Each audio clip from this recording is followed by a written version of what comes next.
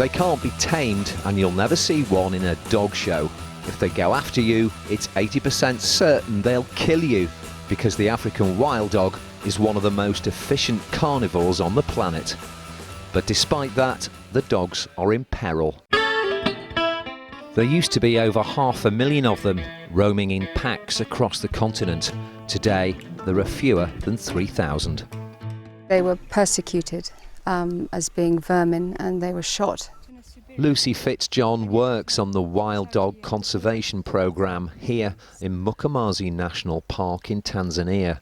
She's all too aware that it's mankind who are responsible for their demise. They're poisoned for raiding domestic stock. They caught domestic diseases from domestic dogs. But the conservation and breeding programme in the park represents a real glimmer of hope for the future of the wild dog. And that's thanks in part to Chester Zoo, who've donated tens of thousands of pounds to help fund the work being done here. This is the cutting edge of conservation. This doesn't come easy, this comes through years of training and also a huge amount of funds. And actually that's where, Chester Zoo can help out by saying, actually, you know what, we will support you to get to this stage. The goal here is to breed the dogs, then set them free into the wild.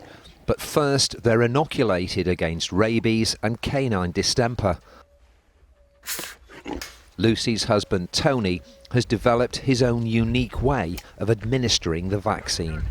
It's just a little puff on the blowpipe. Because we can't whistle the doggies up and go, come here, have your injection, this is the next best thing. They're really nice guys. And what is important is being a member of the pack, getting on with everybody else, and being part of that unit. Maybe they've got something to teach me as well. But inoculation is a very tense time. An angry wild dog is a dangerous one, and they hate these pens. I was told to keep quiet and well out of the way. It's not very pretty, and the dogs certainly don't like it, but the programme has been incredibly successful in saving lives. It will ensure they'll have a real chance of survival when they're released into the wild.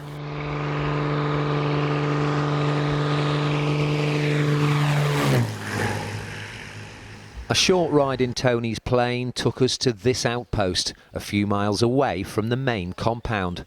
It's where the 2-year-old dogs are prepared for release. We're actually on the border with Kenya.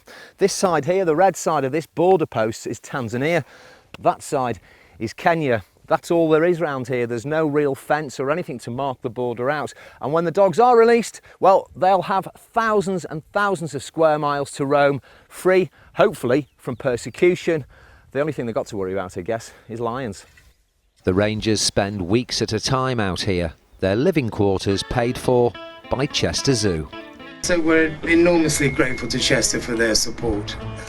And when the zoo opened their wild dog enclosure, Tony brought his whole family there to say thank you. You've met Tony, Tim, you know what he's like. I mean, he's a very practical man, he actually just gets things done. And we're just absolutely proud to support him.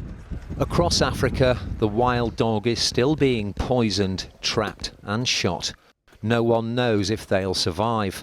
But Tony's project in Mkomazi and the funding it receives from Chester Zoo will at least give the animals a fighting chance. Tim Scott, Granada Reports in Tanzania.